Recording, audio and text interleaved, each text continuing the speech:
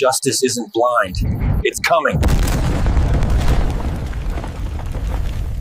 The message notification lit up Jenna's phone at 11:47 p.m., and she didn't even flinch when I walked into our bedroom. She was lying there in her silk nightgown, the blue glow washing over her face as she typed something back with the kind of smile I hadn't seen in years. Not directed at me, anyway. "Who's texting this late?" I asked, settling onto my side of the bed. "Just Sarah," she said without looking up. "Girl drama." I knew it wasn't Sarah. Sarah lived in Phoenix now and wouldn't be up at nearly 3 a.m. her time.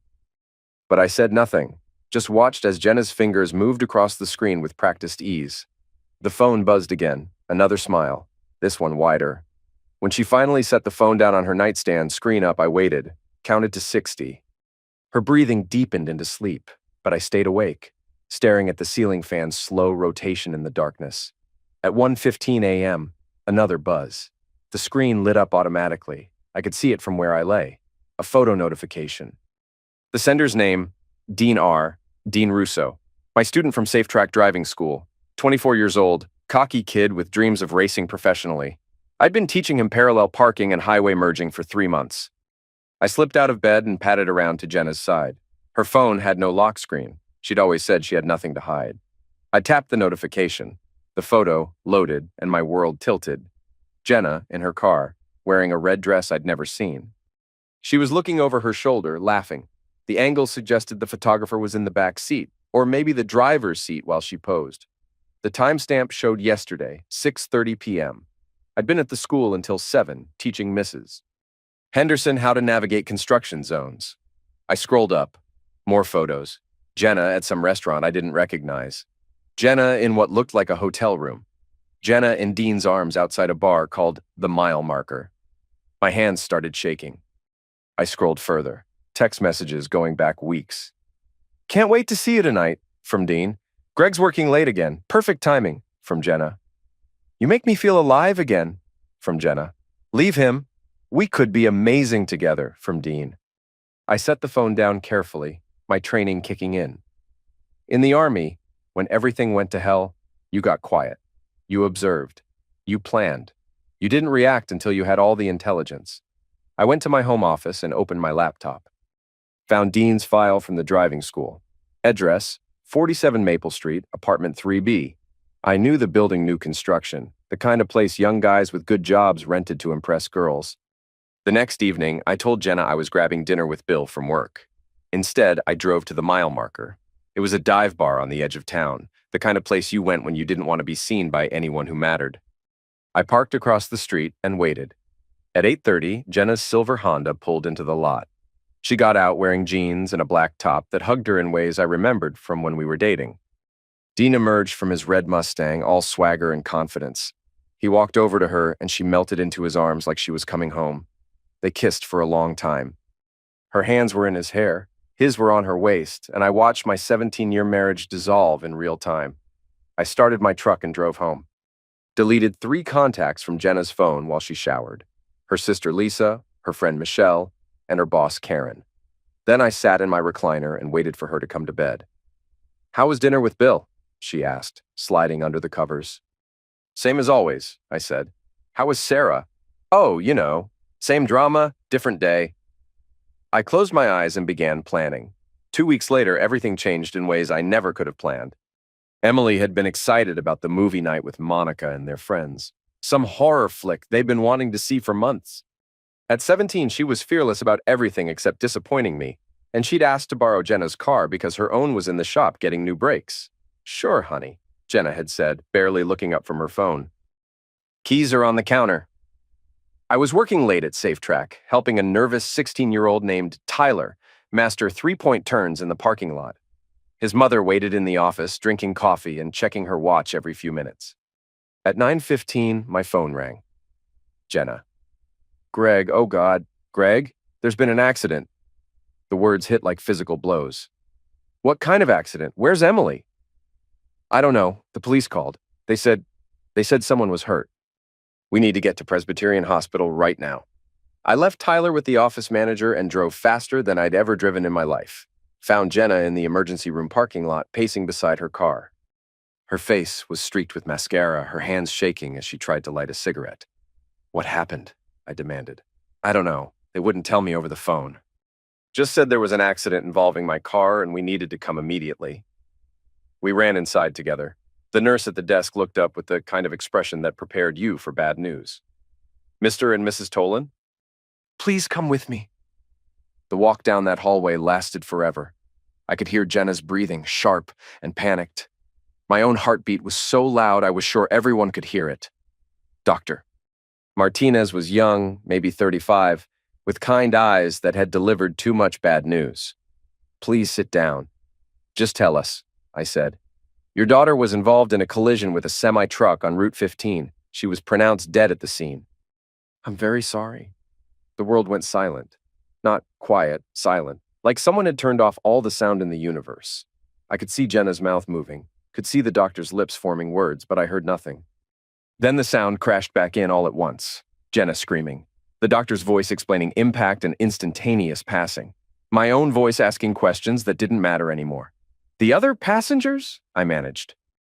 "Monica Stevens was critically injured but stable. She's in surgery now. The other 2 passengers had minor injuries and have been treated and released." Monica, Emily's best friend since middle school. They'd been inseparable, 2 girls against the world, planning college together and dreaming about their futures. "We need to identify," the doctor began. "I'll do it," I said. Jenna couldn't stop sobbing, couldn't even stand up. So I followed a different nurse down another endless hallway to a room I never wanted to see. Emily looked peaceful. That's what everyone says, and it was true.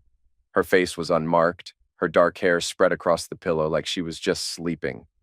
The damage had been to her body, hidden under the sheet. "That's my daughter," I said, my voice sounding like it belonged to someone else. "That's Emily Rose Tolan." I signed papers, answered questions, made phone calls to family members who would drive through the night to be with us. Through it all, I felt like I was watching someone else's life, someone else's tragedy. It wasn't until we got home that I thought to ask the question that would haunt me forever. "Where were you tonight?" I asked Jenna, as we sat in our dark living room. She looked up from her tissues, eyes red and swollen. "What? When Emily was trying to reach you, where were you?" I was at Michelle's. We were having wine and lost track of time. I had my phone on silent." I stared at her. Michelle, whose number I deleted from her phone 2 weeks ago. "What did the police say about the accident?" "Semi ran a red light. Emily couldn't stop in time. The trucker was texting, they think." Her voice broke again. "She tried calling me 17 times, Greg." 17 times, and I didn't answer.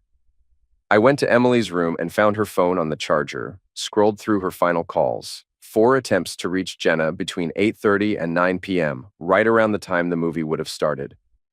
Then calls to me, but I'd been in the car with Tyler, my phone in my office. The last call Emily made was to 911 at 9:03 p.m. I sat on her bed, surrounded by all the things that made her Emily. Her books stacked on the nightstand. Her easel in the corner with a half-finished painting of a sunset. Her diploma from the driving course I'd taught her, hanging in a frame beside her mirror. She'd been such a careful driver. Never speeding, always signaling, constantly checking her mirrors, just like I'd taught her. The bracelet I'd given her for her 16th birthday was missing from her jewelry box. She never drove anywhere without it, said it was her good luck charm. At the funeral 3 days later, I stood beside the casket and watched Jenna lean into Dean's shoulder for support. He'd shown up in a black suit, playing the part of family friend, his hand protectively on her back. Nobody else seemed to notice. They were all focused on Emily, on grief, on the impossible task of saying goodbye to someone who'd had her whole life ahead of her. But I noticed everything. The way Dean whispered something in Jenna's ear that made her nod. The way she gripped his hand during the eulogy. The way they looked at each other when they thought no one was watching. My daughter was dead, and my wife was being comforted by her lover. I started planning that night. Monica Stevens came home from the hospital on a Tuesday. I waited until Thursday to visit her. The Stevens family lived in a ranch house 10 minutes from ours, with a wraparound porch and the kind of garden that required daily attention. Monica's mother, Carol, answered the door with the hollow-eyed look I recognized in my own mirror. "Greg," she said, her voice heavy with shared grief. "Come in. Monica's been asking about you."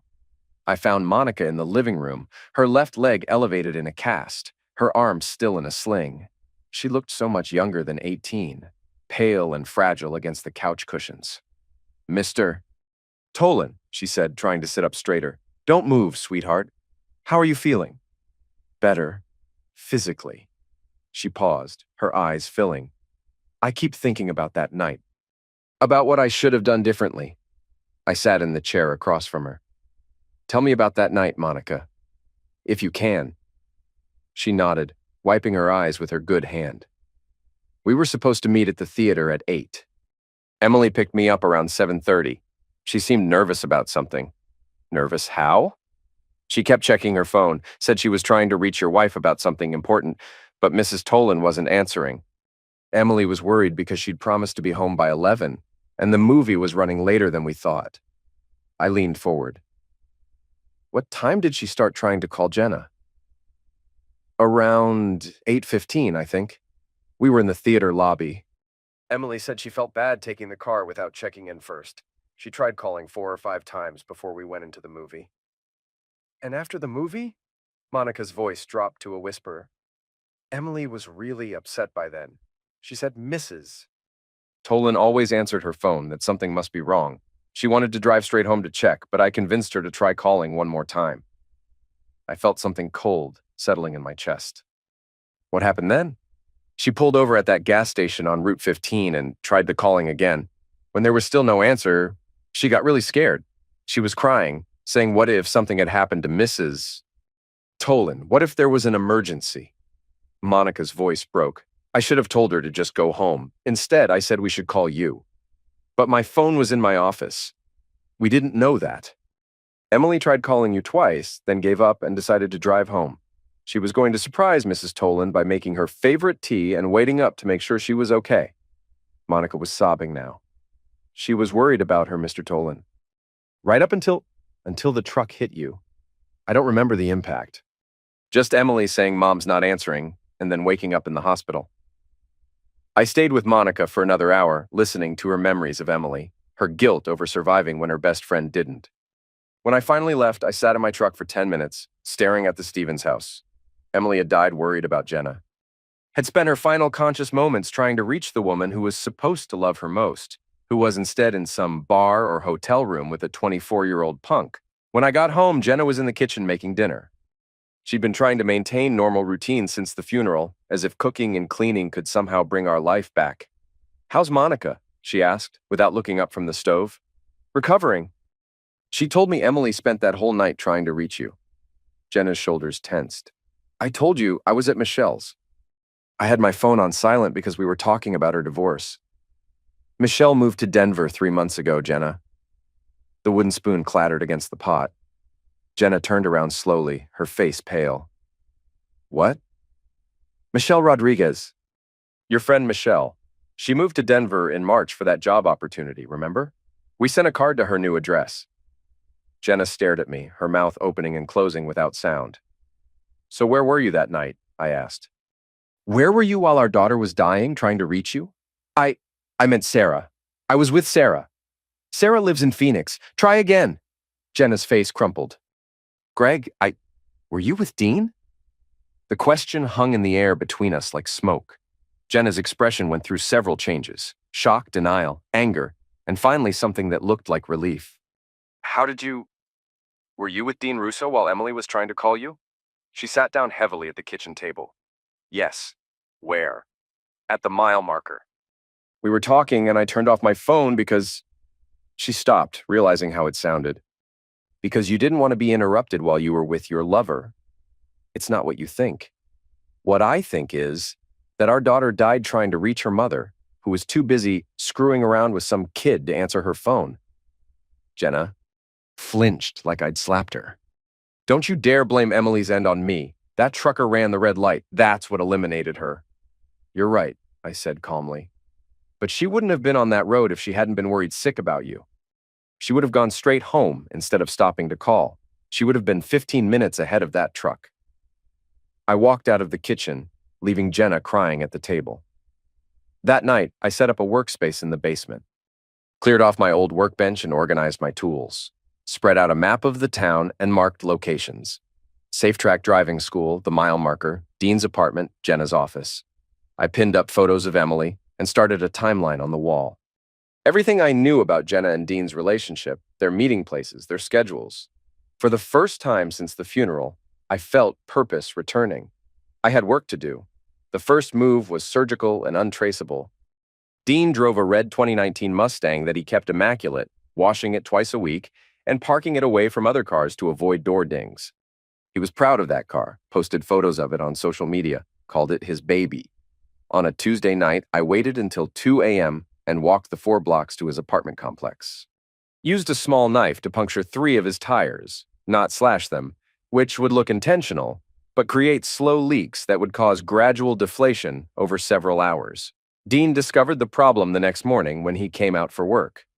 I watched from my truck as he stood there, hands on his hips, staring at his flattened tires. He called someone, probably AAA, and paced around the car while he waited. The beauty of it was the doubt. Nails from construction, faulty valve stems, vandalism. There were a dozen possible explanations. Nothing that pointed directly to sabotage. While Dean dealt with his tire problems, I drove to Jenna's office building. She worked as a coordinator for a medical billing company, arriving every morning at 8:30 and parking in the same spot in the covered garage. I'd been thinking about her car alarm. A simple device, really, designed to be triggered by impact or attempted entry, but also sensitive to vibration and electrical interference. The kind of thing that might malfunction if someone knew which wires to cross. I waited until lunch hour, when the garage was mostly empty. It took me less than 5 minutes to access the alarm system under her hood and make the necessary adjustments. Nothing permanent, nothing that would damage the car. Just a small modification that would cause the alarm to sound randomly over the next several days.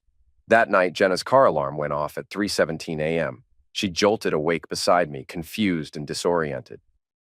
"What the hell?" she mumbled, reaching for her robe. "Car alarm," I said, already getting dressed. "I'll go check." Outside, I made a show of walking around her Honda, looking for signs of attempted break-in or damage. Found nothing, of course. Reset the alarm and came back inside. "Everything look okay?" Jenna asked. "Must have been a cat or something. You know how sensitive those things are." The alarm went off again the next night at 2:45 a.m., and the night after that at 1:30 a.m. By the 4th night, Jenna was exhausted and irritated, and I was the concerned husband suggesting she take it to the dealer for service. "It's probably just a malfunction," I told her over breakfast. These electronic systems can be finicky. While Jenna dealt with her car troubles, I turned my attention to Dean's professional life. Safe Track Driving School maintained files on all students, including their DMV records and scheduled road tests. Dean was supposed to take his advanced driving exam the following Tuesday, the final step before getting certified as a driving instructor himself. I made an anonymous call to the DMV office, claiming to be a concerned citizen who'd witnessed reckless driving by someone with Dean's license plate number. Provided just enough details to sound credible: speeding through a school zone, running a stop sign, erratic lane changes. The call triggered an automatic review of Dean's driving record and temporarily suspended his testing privileges pending investigation. His road test was postponed indefinitely. Dean was furious when he found out. Called the school demanding answers, accused someone of filing a false report, but there was nothing he could do except wait for the bureaucracy to sort itself out. I listened to his angry phone call from my office, watched him pace around the parking lot afterward, kicking at loose gravel and swearing at his phone. The next morning, I left a small gift on Jenna's windshield.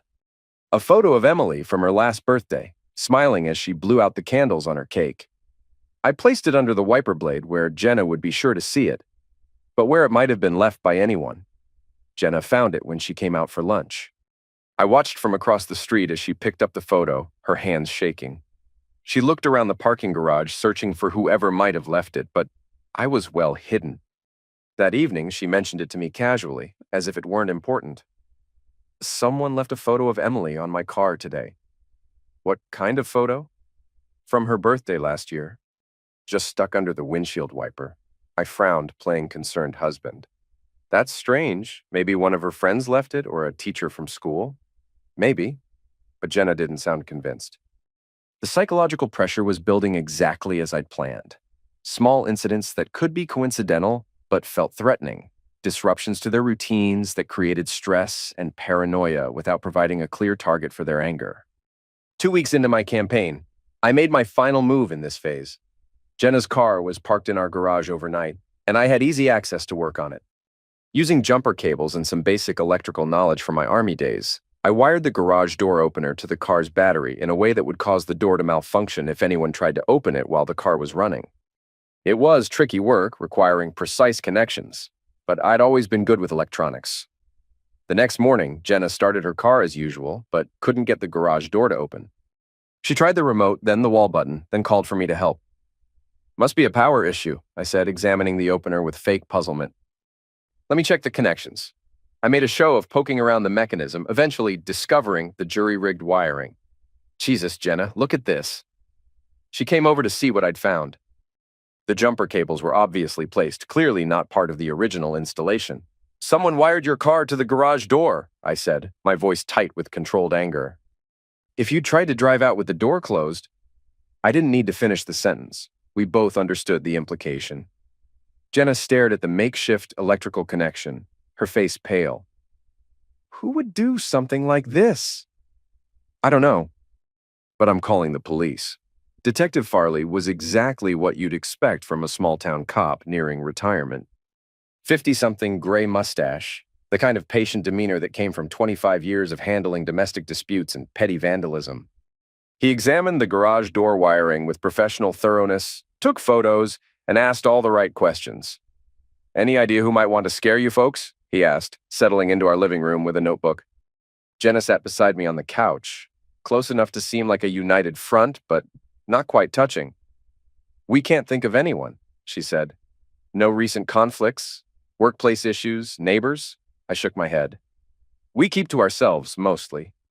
Especially since our daughter passed away last month." Farley's expression softened. "I'm sorry for your loss. Car accident, wasn't it?" "Emily was 17, Jenna said, her voice catching. "She was our only child." "That's rough." "Something like that can bring out strange behavior in people. Grief affects everyone differently." He made a note. "Any chance this could be related to the accident? Someone who knew Emily?" It was a reasonable question, and I'd prepared for it. "Maybe, but I can't imagine who would want to hurt us. Emily was well-liked at school." Farley spent another hour documenting everything, dusting for fingerprints that wouldn't exist, and advising us about security precautions. Standard procedure for what looked like escalating maltreatment.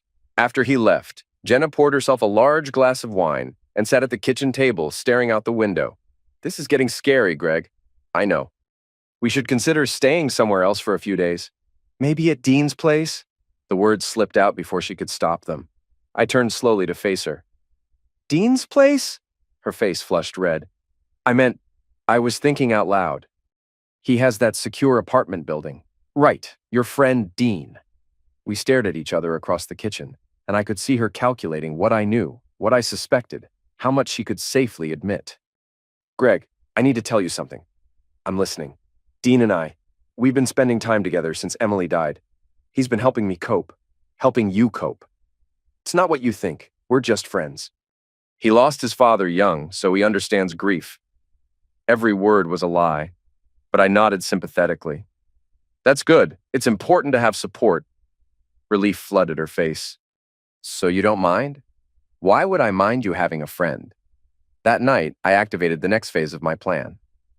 For weeks, I'd been documenting Dean's driving habits, following him at a distance, learning his routes and timing.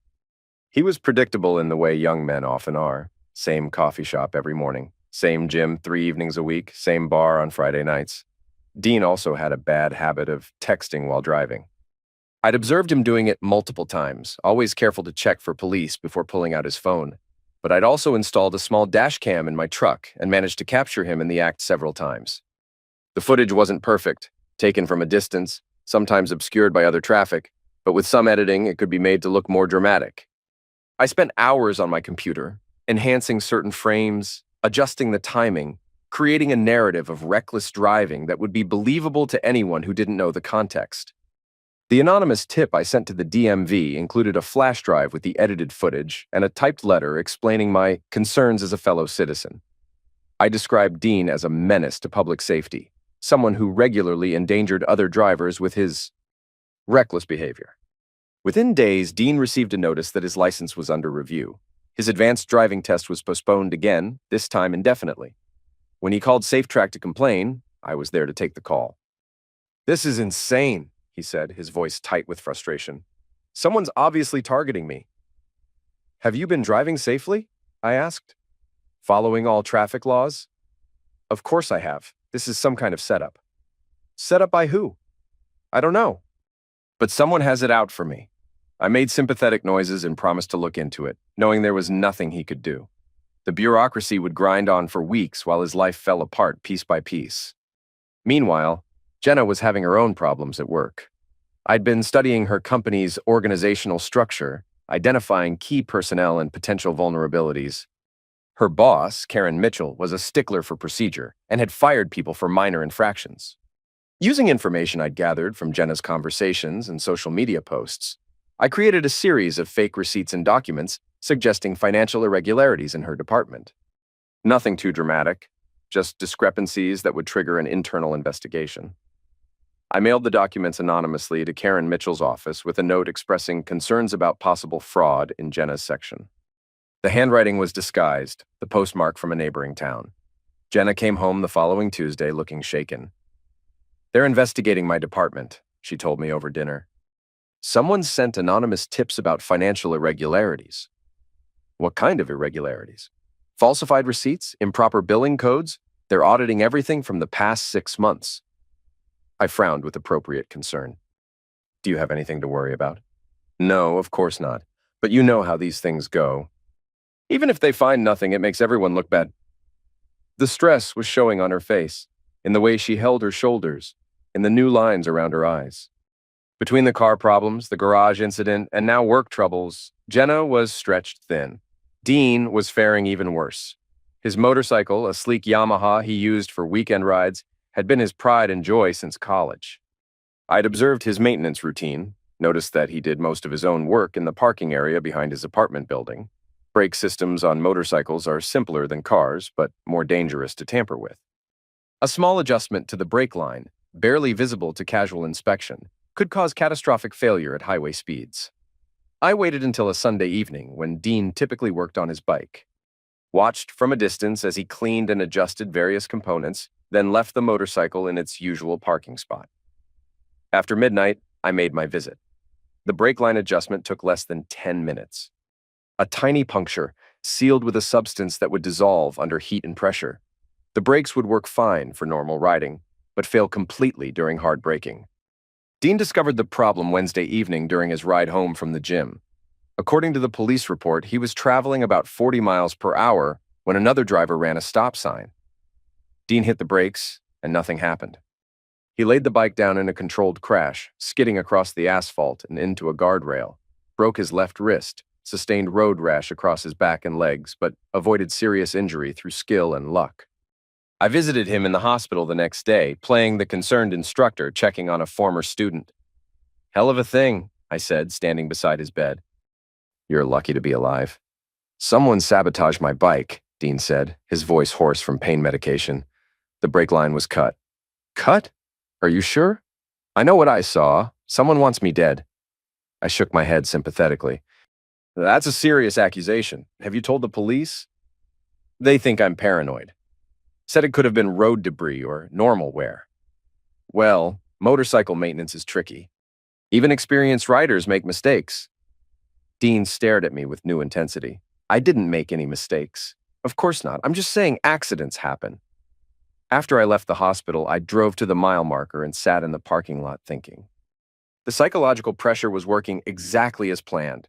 Dean was paranoid and injured, Jenna was stressed and frightened, and their relationship was showing cracks under the strain. But I wasn't done yet.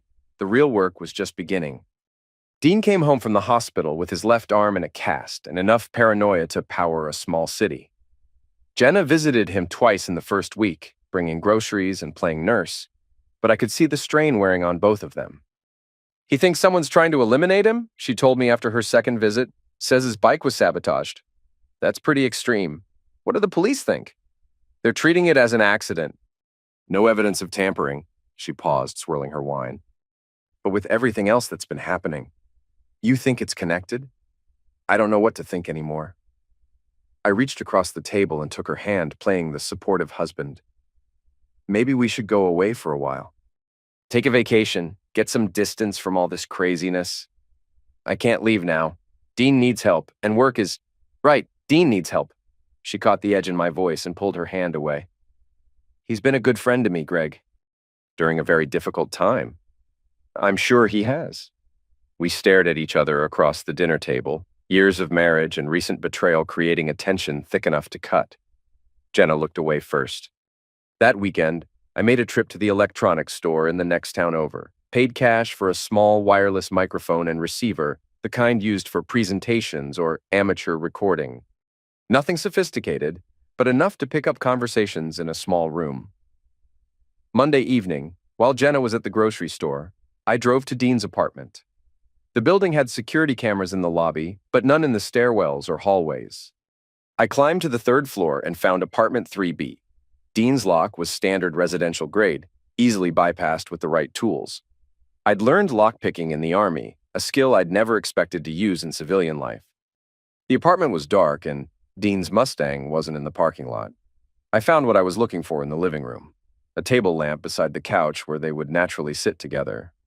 The microphone fit easily inside the base, hidden among the existing wiring. The transmitter was small enough to tape under the end table. The whole operation took less than 15 minutes. I was back in my truck before Dean returned from wherever he'd gone. That night, I tested the system from my basement workshop. Crystal clear audio from Dean's living room, transmitted to a receiver I kept locked in an old toolbox. I could hear his television, his phone conversations, even the sound of his refrigerator humming. Wednesday evening, Jenna told me she was going to check on Dean again. His cast is making it hard for him to cook, she explained. I thought I'd bring him dinner. That's thoughtful of you. I waited until she'd been gone for 30 minutes, then activated my receiver. Feel like I'm going crazy, Dean was saying. First the tires, then the DMV thing, now the bike. Someone's definitely targeting me. But who? Jenna's voice was clear through the hidden microphone. You don't have any enemies? What about your husband? A long pause. Greg? No, that's impossible. He doesn't even know about us. Are you sure? The way he looks at me sometimes, he looks at everyone that way. Greg's always been suspicious. Maybe it's time to tell him the truth. About us. Another pause, longer this time. I can't, not yet. With Emily gone and all the stress, it would destroy him. It's destroying me, Jenna. This sneaking around, lying to everyone. I want us to be together for real. We will be. Just give it some time. How much time? Another month? Another year? Don't pressure me, Dean. Please. I heard movement, probably them shifting on the couch. When Jenna spoke again, her voice was softer, more intimate. I love you. You know that, right? Then prove it. Leave him. It's not that simple. There's the house, our finances, Emily's estate. Excuses. They're not excuses, they're reality. Divorce is complicated, especially when someone dies. What if he left instead? What do you mean? I mean, what if Greg wasn't in the picture anymore? What if something happened to him? The silence that followed lasted so long I thought the connection had failed. Finally, Jenna spoke, her voice barely audible. Don't talk like that. I'm just saying accidents happen. Look at what's been happening to me lately. Dean, stop. He's unstable, Jenna. All that military training, his obsession with Emily's passing. What if he snaps? He won't snap. Greg's not violent. Everyone's violent under the right circumstances. I turned off the receiver and sat in the darkness of my basement processing what I'd heard. They weren't just having an affair anymore. They were discussing my removal from the equation. The next morning, I called in sick to SafeTrack and spent the day planning. If Dean wanted to play dangerous games, I would teach him what real danger looked like. Thursday night, Jenna went to visit Dean again. This time, I was ready. Can't keep living like this, Dean was saying when I tuned in. The paranoia is eating me alive. Maybe you should talk to someone. A therapist or something. I don't need a therapist. I need this maltreatment to stop. What if we went to the police together? Told them everything. About what? That your husband might be stalking me? They'll want to know why. And then we'd have to explain about us. So we explain. And then what? Greg finds out, files for divorce, takes half your stuff, and I'm still getting maltreated by some psycho. We don't know it's Greg. Who else would it be? I don't have any other enemies. Maybe it's random. Someone who doesn't like young drivers or... Come on, Jenna, wake up. Your husband knows about us and he's trying to drive me away. Or worse. What do you mean, worse? I mean, maybe he's planning something more permanent. Another long silence. When Jenna spoke again, her voice had changed, become harder somehow. What are you suggesting? I'm suggesting we need to protect ourselves. How? By taking control of the situation before he does. Dean, you're scaring me. Good. You should be scared, because if Greg is capable of sabotaging my bike, what else might he do? I heard ice clinking in glasses, the sound of drinks being poured. What did you have in mind? Jenna asked. An accident. Something that looks natural. You want to eliminate my husband? I want to eliminate a threat. There's a difference. Jesus Christ, Dean. Listen to yourself. I am listening. And what I hear is a man who's been pushed too far by someone who wants to destroy my life. So you want to destroy his? I want to survive. And I want us to be together without looking over our shoulders every day. The conversation continued for another hour, but I'd heard enough. They were planning to homicide me, just as I'd been planning to homicide them. The difference was that I had months of preparation and military training on my side. They had desperation and stupidity. Friday morning, I went to SafeTrack early and used the office computer to research car accidents in the area. I needed to understand their methods, anticipate their approach. Most staged accidents involved brake failure or steering problems, made to look like mechanical failure or driver error. I also started shopping for a new vehicle. Something older, less traceable that I could modify for my own purposes. The kind of car that might be used for a final confrontation. That evening, Detective Farley stopped by the house unexpectedly.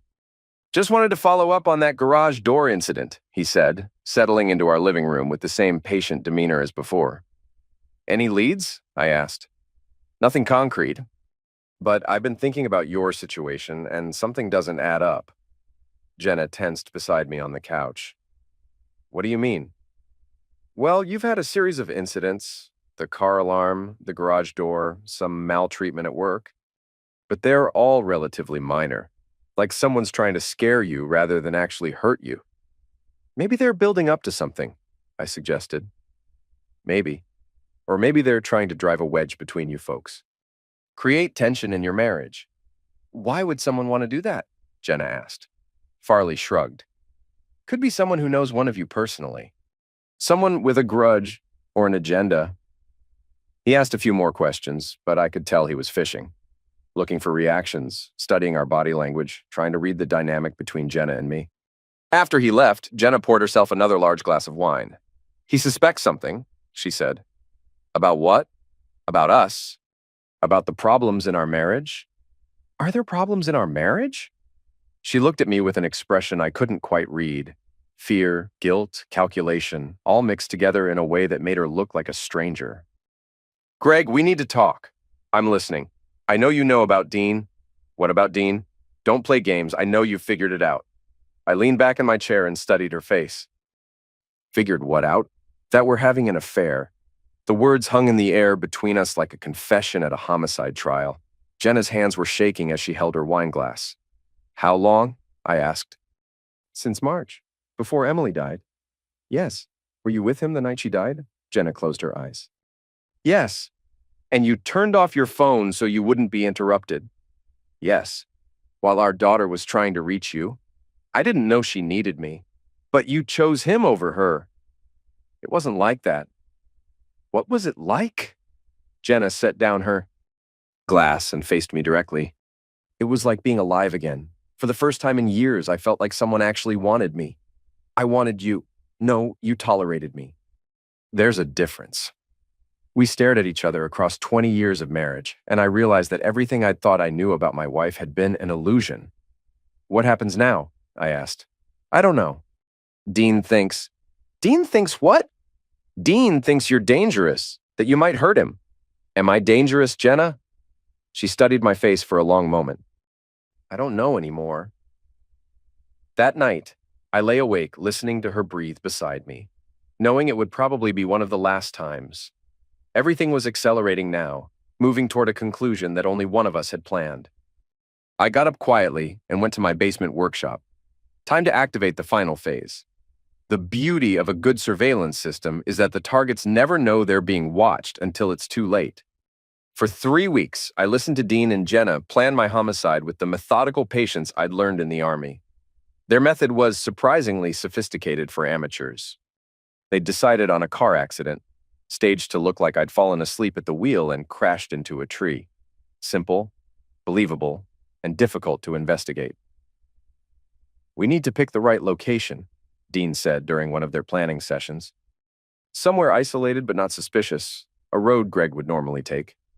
"Route 26, Jenna suggested. "He uses it as a shortcut to safe track sometimes. It's mostly empty after dark." "Perfect. Lots of trees, sharp curves.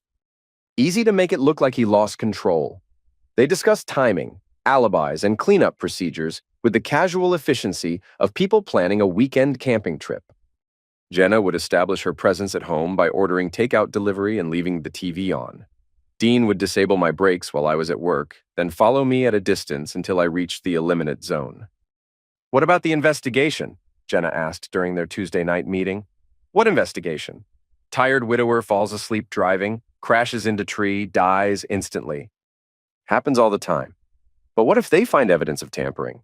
"They won't. Brake fluid leaks look like maintenance failures. Besides, who's going to push for an autopsy?"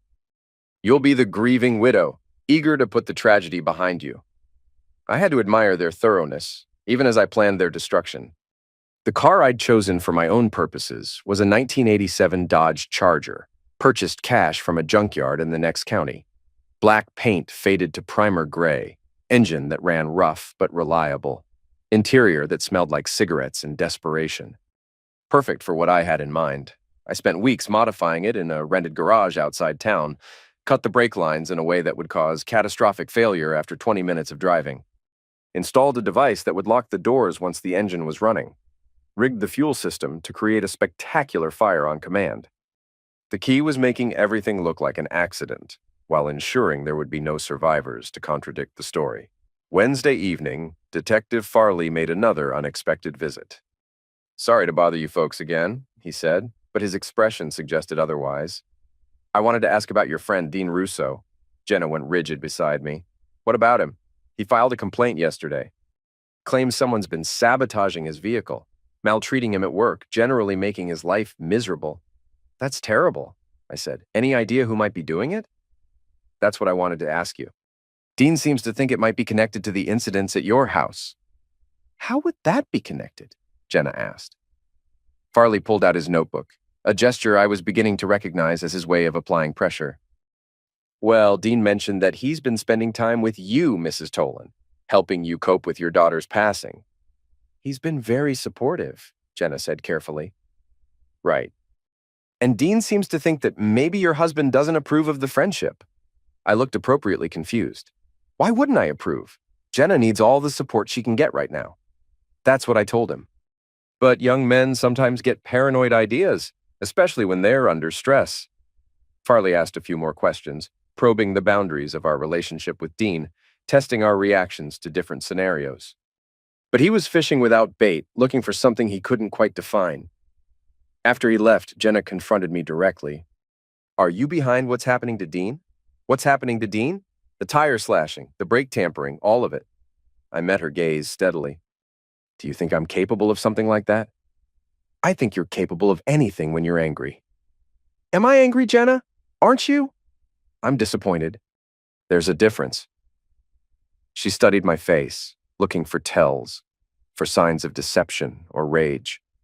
But I'd had months to practice this expression, this calm mask that revealed nothing. "Dean thinks you're planning to hurt him," she said. "What do you think?" "I think you're planning something. I just don't know what." That night, I made my final preparations. Cleaned out my workshop, destroyed all evidence of surveillance equipment, and loaded the modified Charger with everything I'd need for the confrontation. I also wrote a letter to be found after everything was over. If you're reading this, then Dean Russo and my wife Jenna eliminated me tonight on Route 26. They've been planning my homicide for weeks, staging it to look like an accident. Check Dean's apartment for evidence. Check Jenna's phone records. They eliminated me because I discovered their affair, and they were afraid of losing money in a divorce. I love my daughter Emily more than life itself. She died trying to reach her mother, who was too busy with her lover to answer the phone. Everything that follows is justice for Emily. Greg Tolan. I sealed the letter in an envelope and left it hidden in my office desk to be discovered during the inevitable search. Thursday afternoon, I called Dean and asked him to stay after hours at Safe Track. I want to discuss your situation, I told him. The maltreatment, the investigation, maybe I can help. He agreed, probably thinking it was an opportunity to assess the threat I represented. We met in the empty parking lot at 6:30, just as the sun was setting behind the tree line. Thanks for meeting with me, Dean said, his right arm still in a cast from the motorcycle accident. No problem. I've been thinking about what you said, about someone targeting you. And I think you're right. Someone is definitely out to get you. Dean nodded, vindicated. Do you have any idea who? Actually, I do. I smiled and pulled the remote trigger from my pocket. Dean's Mustang, parked 50 feet away, exploded in a ball of flame that lit up the evening sky. Dean stumbled backward, his face reflecting the orange glow of burning gasoline. What the hell? That's for Emily, I said calmly. You're insane. Maybe, but I'm also prepared. I showed him the tool I'd kept hidden under my jacket. Get in my truck, Dean. We're going for a drive. Dean climbed into my truck with the resigned cooperation of someone who'd finally realized how far out of his depth he was. The burning Mustang behind us lit up the Safe Track parking lot like a funeral pyre, and I could already hear sirens in the distance. Where are we going? He asked, his voice tight with fear. Route 26. Where you and Jenna plan to eliminate me? I don't know what you're talking about. Sure you do. Brake failure, tree impact, grieving widow. Very clean, very believable. Dean stared at me as we drove through town toward the rural highways. You've been listening to us. For weeks. Amazing what people will say when they think they're alone. This is insane, Greg. Whatever you think you heard. I heard you planning my homicide. I heard Jenna agree to it. I heard you discuss alibis and cleanup procedures. We were just talking, blowing off steam. Were you blowing off steam when you sabotaged my garage door? When you cut my brake lines? Dean's confusion was genuine. I never touched your garage. Or your brakes. Right, that was all me. Creating the perfect setup for your grand finale. We'd reached the edge of town now, heading into the wooded hills where Route 26 wound through miles of empty countryside. Dean was calculating his chances, looking for opportunities to escape or overpower me. Don't even think about it, I said, showing him the tool again. I've been planning this for months. Every contingency, every possibility.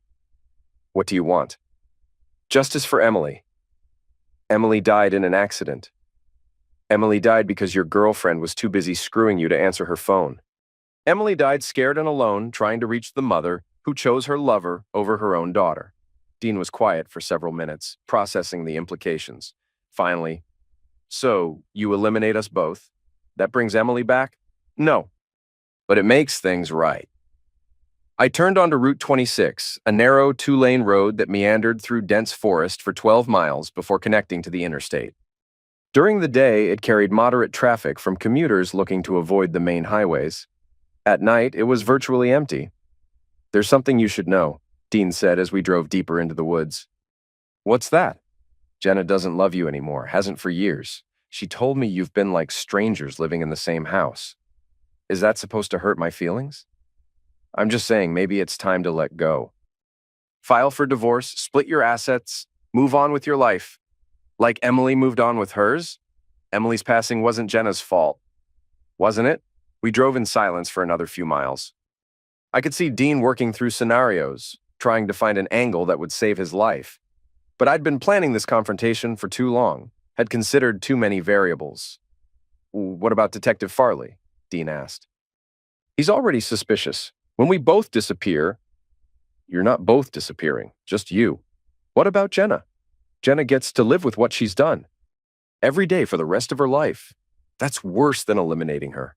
Much worse. I pulled off Route 26 onto a dirt logging road that disappeared into the trees. Half a mile in, I stopped at a small clearing where I'd left the modified Charger earlier that day. Get out, I told Dean. The clearing was perhaps 50 yards across, surrounded by pine trees that blocked most of the moonlight. The Charger sat in the center like a black monument to my months of preparation. "Nice car," Dean said, trying to keep his voice casual. "It belonged to a pill dealer in Albany, impounded by police, sold at auction, eventually scrapped. No registration, no insurance, no way to trace it back to anyone." I walked Dean to the passenger side of the Charger and opened the door. "Get in." "Where are we going?" "Nowhere." This is where it ends. Dean climbed reluctantly into the passenger seat. I got behind the wheel and started the engine. Immediately, I heard the soft click of the door locks engaging. "What was that?" Dean asked. "Insurance." "The doors won't open again until the engine stops running." Dean tried his door handle, then mine. "Nothing. We were sealed inside the Charger with no way out except through the windshield." "This is your big plan? Lock us both in a car and die together?" "Not both of us." I showed him the small device in my left hand. "Remote ignition for the fuel system. When I press this button, the car fills with gasoline vapor and ignites. Takes about 30 seconds. You'll die too." "No, I won't." I pressed a second button and my driver's seat began moving backward on a motorized track I'd installed weeks earlier. It carried me through a hole I'd cut in the rear wall, depositing me in what had been the trunk space. Dean spun around, watching me disappear behind him. "What the hell?" "Escape hatch." "I'll be out of the car and 50 yards away before the fireworks start." "This is homicide. This is justice." I opened the trunk from inside and stepped out into the clearing. Dean was trapped in the front seat, the modified doors and windows holding him like a steel cage.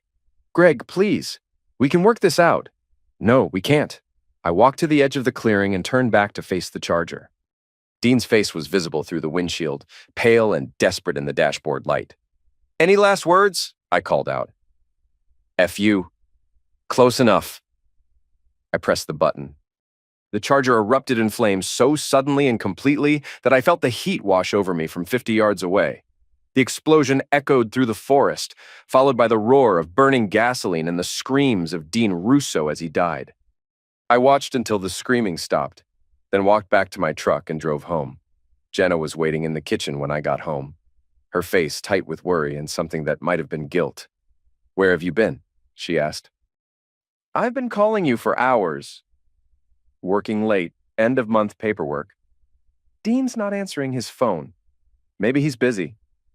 She studied my face, looking for signs of whatever she suspected I might have done. "There was an explosion at Safe Track." "I heard it on the police scanner." "What kind of explosion?" "Car fire in the parking lot. They're saying it might have been arson." I poured myself a glass of water and sat at the kitchen table. "That's unfortunate." "Greg, where's Dean?" "How would I know where Dean is?" "Because you've been watching us, following us. I know you have." "Have I?" "Stop playing games." "I know you know about us, and I know you're angry." I looked at my wife of 17 years, the woman who'd chosen her lover over our dying daughter, and felt nothing but cold satisfaction. "I'm not angry anymore," I said. "What does that mean?" "It means I'm done caring about what you do or who you do it with." Jenna sat down across from me, her hands shaking. "Dean thinks you're dangerous. Dean thinks a lot of things, most of them wrong. He's scared, Greg. Really scared." "He should be." The words hung between us like a confession. Jenna's face went pale. "What did you do?" "I solved a problem." "What kind of problem?" I reached into my jacket and pulled out a small digital recorder, set it on the table between us and pressed play. Dean's voice filled the kitchen. "An accident. Something that looks natural." Then Jenna's voice. "You want to eliminate my husband?" Then Dean again. "I want to eliminate a threat." I let the recording play for several minutes, watching Jenna's face crumble as she heard her own voice plotting my homicide. When it finished, I turned off the recorder. "Interesting conversation," I said. "Greg, I can explain." "No need. It's all very clear. We weren't serious. We were just talking, fantasizing about ending me, about being free, about being together without complications. And the best way to accomplish that was to stage my end in a car accident." Jenna was crying now, tears streaming down her face. "It was Dean's idea. I never would have gone through with it." "I think you would have No, I loved you once. I could never. You loved our daughter once too. But that didn't stop you from choosing Dean over her when she needed you most. That's not fair. Fair. I stood up and walked to the window, looking out at the darkness where Route 26 wound through the forest. Emily begging for help while you ignored her calls? That's fair? I didn't know she was in trouble. You didn't care. You were too busy with your boyfriend to be bothered by your own daughter. Jenna was sobbing now, her whole body shaking with grief and fear. What do you want from me? Nothing. There's nothing left I want from you. Then what happens now? I turned back to face her. Now you live with what you've done every day. For the rest of your life. What about Dean? Dean won't be a problem anymore. What does that mean? It means you're on your own now, Jenna. No husband, no lover, no daughter. Just you and your choices. I walked toward the stairs, leaving her crying at the kitchen table. Greg, please, we can work this out. We can go to counseling or... Good night, Jenna. I went upstairs and packed a single bag with clothes and personal items. Everything else could stay. The house, the furniture, the memories. They all belonged to a life that was ending tonight. When I came back downstairs, Jenna was standing by the front door. Where are you going? Away. For how long? Forever. You can't just leave. What about the police? What about Detective Farley? What about them? When Dean turns up missing, Dean had a lot of enemies. Someone who'd been maltreating him for months. Could have been anyone. Jenna's face went through several expressions: confusion, realization, and finally horror. You eliminated him. I solved a problem. Oh God. Oh God, you actually eliminated him. Did you think I was going to let you homicide me? Did you think I was that stupid? I walked past her toward the door. She grabbed my arm. Greg, please, don't do this. Don't leave me. You left me months ago. I'm just making it official. I'm sorry. I'm so sorry about everything. About Emily, about Dean, about all of it. I looked at her one last time. This woman who'd shared my bed and my life and my daughter. She looked older now, beaten down by guilt and fear and the weight of her choices. Sorry doesn't bring Emily back, I said. I walked out the front door and got in my truck.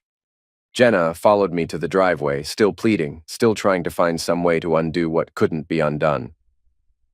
Where will you go? She called out as I started the engine. Somewhere Emily would have approved of. I backed out of the driveway and drove away, leaving Jenna standing in the darkness of our empty house. 3 days later, Detective Farley found me at a diner 2 towns over, eating breakfast and reading the newspaper like I didn't have a care in the world. Mind if I sit down? He asked, sliding into the booth across from me. Free country. Dean Russo's missing. Is he? Last seen Tuesday night. His car was found burned out in the Safe Track parking lot.